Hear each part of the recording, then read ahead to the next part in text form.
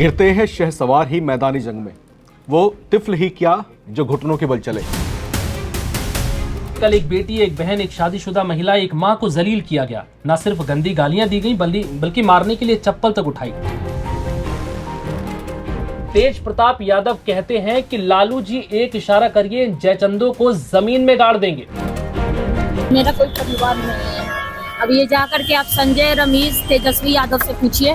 बिहार में विधानसभा चुनाव के नतीजों के बाद जिस बात का डर था आखिरकार वही हुआ, क्योंकि आरजेडी की करारी हार हुई। 35 सीटों पर महागठबंधन सिमट गया और आरजेडी को सिर्फ 25 सीटें मिली। इसका असर यह हुआ कि चुनाव से पहले तेज प्रताप ने परिवार का साथ छोड़ा, पार्टी का साथ छोड़ा। उसके बाद चुनाव में आरजेडी का खराब प्रदर्शन और चुनाव नतीजों के बाद तेजस्वी यादव की बहन रोहिणी आचार्य यानी कि लालू यादव की बेटी भी अब परिवार और पार्टी दोनों का साथ छोड़ देती हैं।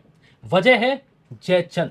जी हां, जिन्हें तेज प्रताप अक्सर जयचंद कहते हैं, जिन्हें संजय यादव और रमीज के नाम से भी जाना जा रहा है और कहा जा रहा है कि आरजेडी के चाणक्य हैं। लेकिन बावजूद आरजेडी हार गई और अब इन सब का ठीकरा तेजस्वी यादव पर फोड़ा जा रहा है और कहा जा रहा है कि तेजस्वी यादव ने जयचंदों के चक्कर में न सिर्फ पार्टी को बर्बाद किया बल्कि परिवार में भी फूट डाल दी। इस बीच रोहिणी आचार्य काफी चर्चा में है क्योंकि उन्होंने पार्टी और परिवार दोनों को त्याग दिया है। लेकिन अब कुछ ऐसा अपडेट आया जो बेहद हैरान कर रहा है। हमें राम बताएंगे, मेरे साथ राम मौजूद हैं। इस पूरे मामले पर क्या कुछ है? रोहिणी आचार्य कल से सुर्खियों में है। घर से बाहर निकलने के बाद वो भावुक हुई हैं। कई ऐसे पोस्ट किए हैं जो बेहद हैरान करने वाले हैं, जो बता रहे हैं कि परिवार में अब सब कुछ ठीक नहीं है। राम, क्या चल रहा है? रोहिणी आचार्य निकलती हैं, भावुक होती हैं और कहा जाता है कि मेरे पे चप्पल उठाने की कोशिश की गई और इसके बाद तेज प्रताप यादव कहते हैं कि लालू जी एक इशारा करिए, जयचंदों को जमीन में गाड़ देंगे। आखिर मामला क्या है? देखिए विवेक, यहां पर जो चीजें हो रही हैं, बिहार विधानसभा चुनाव के नतीजे आने के बाद ही ऐसा लगने लगा था कि आरजेडी में एक बड़ा भूकंप सा आ गया है। यहां पर कुछ ऐसा महसूस हुआ कि ये जो डिजास्टर है ये सिर्फ पार्टी स्तर पर नहीं बल्कि पारिवारिक स्तर पर भी है। लालू प्रसाद यादव के परिवार में जो अंतर कलह अब तक पर्दे के पीछे थी, जिसकी भनक बाहर नहीं लग पा रही थी, अगर हम तेज प्रताप यादव को इस एपिसोड से बाहर रखते हैं तो, लेकिन जैसे ही चुनावी नतीजे आते हैं, चुनावी नतीजे आने के बाद कुछ ऐसा होता है कि रोहिणी आचार्य जो लालू प्रसाद यादव की छोटी पुत्री हैं, वो बाहर निकल आती हैं। वो अचानक एक ऐसा बयान देती हैं जिससे पूरे राजनीतिक हलके में एक हड़कंप समझ जाता है। वो कहती हैं कि मुझे चप्पलों से मारने की कोशिश की गई, मुझे जो है गंदी गंदी गालियां दी गई, मुझे घर से निकल जाने को जो है मजबूर कर दिया गया। हालात ऐसे बनते हुए दिखाई दिए कि रोहिणी आचार्य ने यह तक कह दिया कि मैं अपना मायका छोड़ करके जा रही हूं, मेरा परिवार से अब कोई नाता नहीं है, मैं राजनीति भी अब त्याग रही हूं। तो इस तरह का स्टेटमेंट आना आप समझ सकते हैं कि पीछे क्या कुछ चल रहा होगा। और दूसरी महत्वपूर्ण बात यह कि जब ये सारी चीजें चल रही थी और एक स्टेटमेंट इन्होंने छोटी सी दी, हालांकि बहुत विस्तृत बात उन्होंने नहीं की इस पर, उन्होंने कहा कि मैं इस पूरे हार की जिम्मेदारी अपने सिर पर ले लेती हूं, हालांकि व्यंग्यात्मक तरीके से। एक दबाव के तौर पर उन्होंने एक्सेप्ट किया है क्योंकि संजय यादव और रमीज ने इस बात के लिए उन्हें मजबूर किया था कि अब हार की जिम्मेदारी आप लीजिए। नहीं, यहां पर हम ऐसा नहीं कह सकते हैं। दरअसल इनका जो स्टेटमेंट है, इनका स्टेटमेंट एक तरह का व्यंग्यात्मक टिप्पणी थी, क्योंकि यहां पर वो ये कह रही थी कि पार्टी के अंदर कुछ ऐसे लोग हैं, कुछ इस तरह के लोग हैं जो पूरी पार्टी को ड्राइव कर रहे हैं, जिनके हाथों में सारा फैसला है। पार्टी का प्रमुख कोई और है, पार्टी का अध्यक्ष कोई और है, लेकिन वो कुछ ना होते हुए भी पार्टी को अपने तरीके से ड्राइव कर रहे हैं, अपने तरीके से हाँक रहे हैं। आपको बता दें कि यहाँ रोहिणी आचार्य ने 2 पोस्ट किए हैं राम भाई, जिसमें कहा गया है कि कल एक बेटी, एक बहन, एक शादीशुदा महिला, एक मां को जलील किया गया। न सिर्फ गंदी गालियां दी गई बल्कि मारने के लिए चप्पल तक उठाई।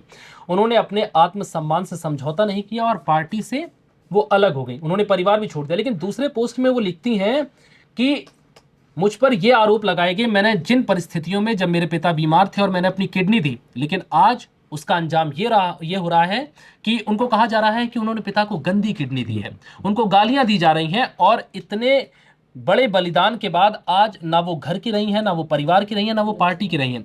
ये दुख इस स्तर पर बिहार को नुकसान पहुंचा सकता है? देखिए, ये जो स्टेटमेंट इनका सामने आया है, ये दरअसल आरजेडी के लिए एक बड़ा डिजास्टरस मूवमेंट है। मैं ये बात इसलिए कह रहा हूं क्योंकि चुनाव में हार जीत होती है, आप हारते हैं, आपके बुरे दिन आते हैं, आप वापस लड़ते हैं, आप दिखाते हैं कि हम कितने संगठित हैं, हम ग्रास रूट लेवल पर अपने आप को मजबूत करते हैं, हम बड़े स्तरों पर जो है अपनी संगठन को दिखाते हैं कि हम कितने ताकतवर हैं और हम वापस मुकाबला करने को तैयार हैं। लेकिन अब जो चीजें यहां पर आ रही, देखिए आरजेडी जो है प्रदेश में इसी वजह से बहुत बार क्रिटिसाइज होती रही है। बीजेपी के नेता बार बार यही कहते हैं कि ये जो है परिवार की पार्टी है। अब यहां पर जिस तरह की अंतर्कलह शुरू हुई, मुझे तो यहां पर यह महसूस हो रहा है कि ये जो है कहीं ना कहीं रसूख की लड़ाई है, अपने हाथ में पावर लेने की लड़ाई है। तो यहां पर जिस तरीके से रोहिणी आचार्य का ये स्टेटमेंट आया, इसने जो है बीजेपी के नेताओं को बैठे बैठाए जो है मुद्दा हाथ में दे दिया है।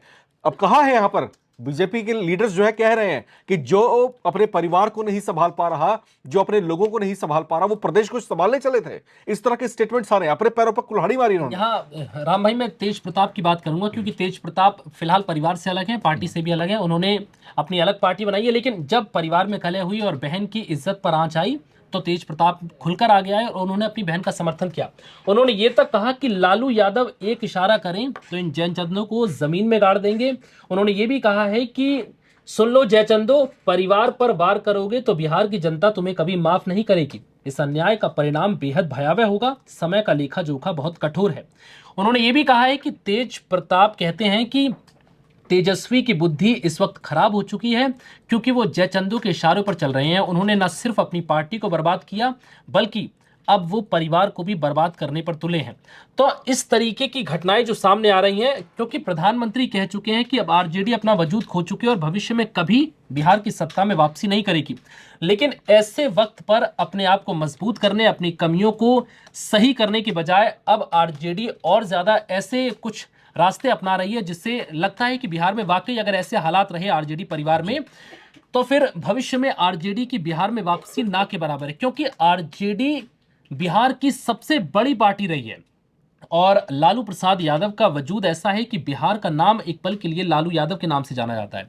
कई लोग बाहर जाते हैं तो पूछते हैं कि आप कहां से हैं, कि हम जी लालू के क्षेत्र से हैं। बिल्कुल। तो ये वाले जो हालात है, जो लालू ने जिस तरीके से अपनी पार्टी को संजो के रखा, क्या नहीं लगता कि तेजस्वी यादव के हाथ में आने के बाद पार्टी अब बिखर चुकी है और जो युवा तेजस्वी थे, जो भरोसेमंद लालू के बेटे थे, जिन पर पूरा भरोसा था कि वो पिता की जिम्मेदारी को बतौर अच्छे से संभालेंगे, लेकिन अब वो ऐसा कुछ भी नहीं हो रहा है। तो यहाँ कहाँ कमी रह गई है? अब बिहार में भविष्य क्या दिखाई दे रहा है आरजेडी का? देखिए, एक कहावत है, बहुत चलती है, कविता की लाइनें हैं, गिरते हैं शहसवार ही मैदानी जंग में, वो तिफल ही क्या जो घुटनों के बल चले। हम हारते हैं, हारना चाहिए, राजनीति जो है इसी का नाम है। अप्रत्याशित है सब कुछ। आपको लग रहा था आप जीतेंगे, लेकिन आप हार गए। लेकिन यहां पर हारने के बाद भी आपकी एक महत्वपूर्ण भूमिका होती है, जब आप विपक्ष में आते हैं, जब आप अपनी ताकत दिखाते हैं कि हम जनता की बुलंद आवाज हैं, सरकार कुछ जरा गलत करके दिखा दे, तो यह विश्वास कायम करने की चीज है। जनता आपको इन्हीं पैमानों पर परखती है। लेकिन जब इस तरह की अंतर्कलह की बातें आती हैं, जब इस तरह की बातें जब जाहिर होती हैं, तो इसका जो है असर आम जनमानस के जो है सोच विचार के ऊपर भी पड़ता है। एक एडवर्स कंडीशंस आप जो है यहां पर डेवलप करना शुरू कर देते हैं। ग्रास रूट लेवल पर जो आपकी पकड़ है उसको कमजोर करना शुरू कर देते हैं। लोगों के दिमाग में ये बातें आनी शुरू होती हैं कि ये पार्टी में बिखराव है, ऊपरी स्तर पर टकराव है।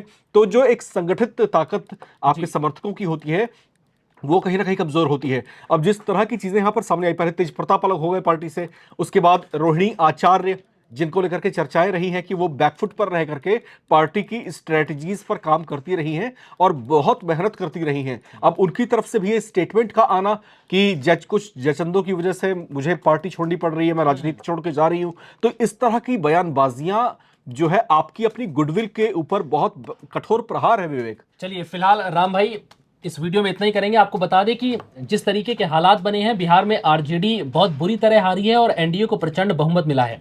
लेकिन ऐसे में जाते जाते आरजेडी ने अब बीजेपी के लिए बहुत सारा मटेरियल छोड़ दिया, जिस पर अब बीजेपी खुलकर राजनीति करेगी, जेडीयू खुलकर राजनीति करेगी और लालू प्रसाद के लिए ये सब संभालना बहुत मुश्किल भरा होगा। ऐसे में तेजस्वी यादव का भविष्य क्या होगा, ये भी बेहद चौंकाने वाला है, क्योंकि अब जिस तरीके के हालात हैं, इससे दिखाई दे रहा है कि अगर ऐसा ही हाल रहा तो बिहार में अगले 10 सालों तक आरजेडी का वजूद नहीं नजर आएगा। क्योंकि अब बिहार के हालात कुछ ऐसे ही हैं जैसे यूपी में अखिलेश यादव के हैं, क्योंकि अब वो ना घर के रहे हैं ना वो घाट के, और सेम बिहार में यही हाल है।